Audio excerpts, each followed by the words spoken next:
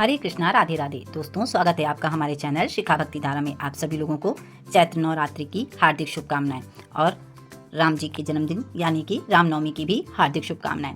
हिंदू धर्म में भगवान राम को आदर्श पुरुष और महान योद्धा के रूप में पूजा जाता है। उनकी उपासना से साधक को सद्बुद्धि की प्राप्ति होती है। इतना ही नहीं, व्यक्ति की आध्यात्मिक उन्नति भी होती है। माना जाता है कि इस दिन भगवान श्री राम का जन्म हुआ था और इस दिन प्रभु रामलला का जन्मोत्सव मनाने के साथ पूजा की जाती है।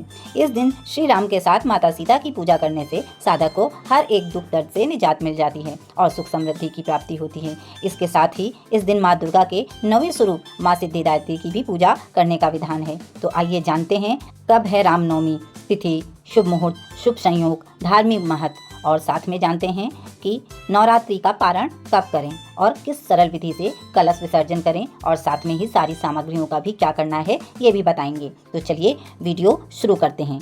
सबसे पहले बात करते हैं रामनवमी की तिथि की।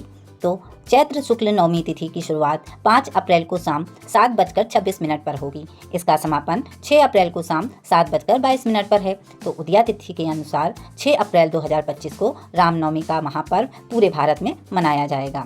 अब बात करते हैं रामनवमी पर पूजा का क्या शुभ मुहूर्त है।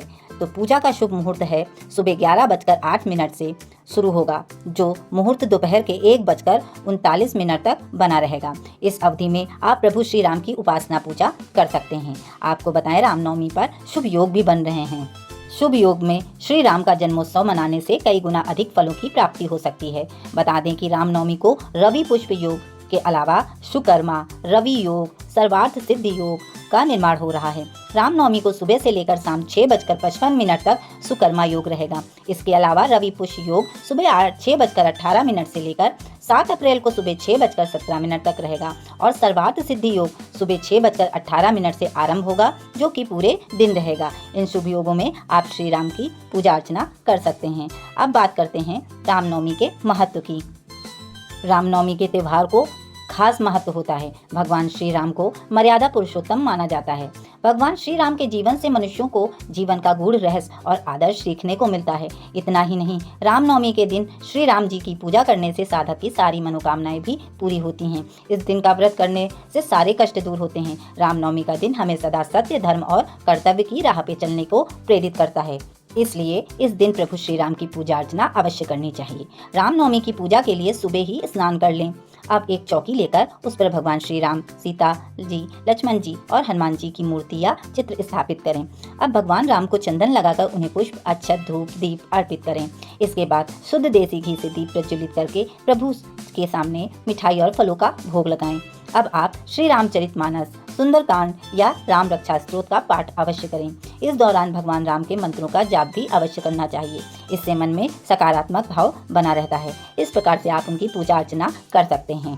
अब बात करते हैं दुर्गा नवमी की, यानी कि नवरात्रि के अंतिम दिन किस प्रकार से हम नवरात्रि में पारण करें, कलश विसर्जन करें और कलश या चौकी पे रखी हुई सामग्रियों का क्या करना है, इसके बारे में बताएंगे और कलश विसर्जन का शुभ मुहूर्त भी बताएंगे। तो चलिए वीडियो शुरू करते हैं।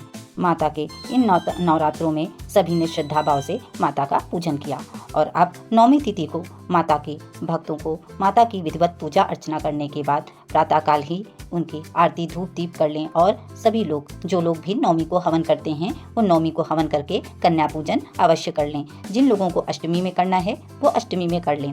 इस प्रकार से नवमी तिथि को माता की पूजा अर्चना करने के बाद और सभी कन्याओं का पूजन और भोज कराने के बाद अब कलश विसर्जन का समय आता है।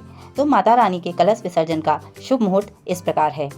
2025 में चैत्र नवरात्रि ज्वारे विसर्जन की तारीख इस प्रकार है। दसवीं तिथि की शुरुआत 6 अप्रैल 2025 रविवार की शाम 7:23 पे होगी। ये अगले दिन सोमवार को 8 बजे तक रहेगी। ऐसे में उदया तिथि देखते हुए ज्वारे विसर्जन को 7 अप्रैल को किया जाना चाहिए। 7 अप्रैल को आप ज्वारों का विसर्जन कर सकते हैं। अब बात करते हैं कि चौकी पे रखी सभी सामग्री, माता की मूर्ति या विग्रह, फोटो या फिर ज्वारे, कलश पे रखा नारियल, अखंड दीप अगर प्रज्वलित किया है तो, और नवग्रह स्थापना के रखी सामग्री, इन सभी चीज़ों का किस प्रकार से क्या करना है। तो चलिए आपको बता देते हैं कि विसर्जन से पहले संकल्प लें और माँ दुर्गा से आशीर्वाद की प्रार्थना करें। इस दौरान अपने परिवार की सुख शांति और समृद्धि की भी कामना करें। विसर्जन से पहले एक बार फिर माँ दुर्गा की आरती अवश्य कर लें, परिवारजनों को साथ में बुलाकर। कलश में रखा गंगा जल नदी, तालाब या किसी पौधे की जड़ में ही डालें और कलश में को मंदिर में दान कर सकते हैं या पुनः किसी और शुभ कार्य में उपयोग में घर में ला सकते हैं। मूर्ति को लाल वस्त्र में लपेटकर या फिर नदी या तालाब में विसर्जित करें। अगर आपके पास फोटो है तो फोटो को पुनः साफ कर पोंछकर फिर से अपने पूजा स्थान पर रख सकते हैं। यदि जलाशय उपलब्ध ना हो तो घर में ही एक बर्तन में जल भरकर मूर्ति को उसमें विसर्जित कर सकते हैं। बाद में वो जल किसी पौधे में डाल सकते हैं। कलश में रखा हुआ जो भी सुपारी है, सिक्का है, अन्य सामग्री हैं, उन्हें निकाल के सुरक्षित रख लें। कलश में रखा गया नारियल घर के पूजा स्थान पर रख सकते हैं या किसी जरूरतमंद को दान कर सकते हैं या फिर तोड़ के प्रसाद के स्वरूप में उसे आप ग्रहण कर सकते हैं और कन्याओं को भी दे सकते हैं। कलश में जल किसी पवित्र नदी या तालाब में ही डालें, उसे ऐसे नहीं छिड़कें, उसे पूरे घर में भी आप छिड़क सकते हैं। इस प्रकार से आप कलश में सभी सामग्रियों का प्रयोग कर सकते हैं। उसके बाद रही बात अखंड दीप की, तो अखंड दीप में जब तेल कम हो जाए या शांत हो जाए बत्ती, तो उसके बाद उसकी बत्ती को विसर्जन की सामग्री में आप डाल सकते हैं और उस तेल को आप फिर से प्रयोग में दीपक ज्वलित में ला सकते हैं। इसके अलावा आप कलश या दीपक के पास रखे चावल को किसी भी गरीब व्यक्ति को दान कर सकते हैं या फिर आप पक्षियों के लिए भी उन्हें रख सकते हैं। उसके बाद माता के पास चढ़े हुए सुहाग की सामग्री को आप किसी स्त्री को दान कर सकते हैं या स्वयं भी उसे प्रयोग में ला सकते हैं। और साथ में ही चौकी पे रखे हुए गणेश लक्ष्मी को अगर आपने मूर्ति के रूप में रखा है तो आप उसे पूजा के स्थान पे रख सकते हैं। और उसके बाद अब हम बात करते हैं नवग्रह की, तो नवग्रह में चढ़े हुए सभी सामग्रियों को आप जो है गाय को दे सकते हैं। और उसके बाद नवग्रह की सामग्री में अगर आपके पास दक्षिणा चढ़ी है तो वो आप किसी को दान कर सकते हैं। इस तरह से आप गणेश लक्ष्मी और नवग्रह और माता की मूर्ति को चौकी पर से हटा दीजिए। उसके बाद अब हम बात करते हैं हवन की हुई राख की, तो हवन की हुई राख भी आप चाहे तो थोड़ा विसर्जन में डाल दीजिए विसर्जन की सामग्री के साथ, या फिर आप उसे छत पे पेड़ों पर भी डाल सकते हैं। ये बहुत ही शुद्ध और पवित्र राख होती है। थोड़ी सी आप अपने पास भी रख सकते हैं और इससे टीका वगैरह भी कर सकते हैं किसी का। जब कभी आप किसी शुभ कार्य के लिए निकले तो इसका टीका अवश्य कर लें, इससे आपके कार्य में सफलता प्राप्त होगी। इस प्रकार से आप सभी सामग्रियों का प्रयोग कर सकते हैं।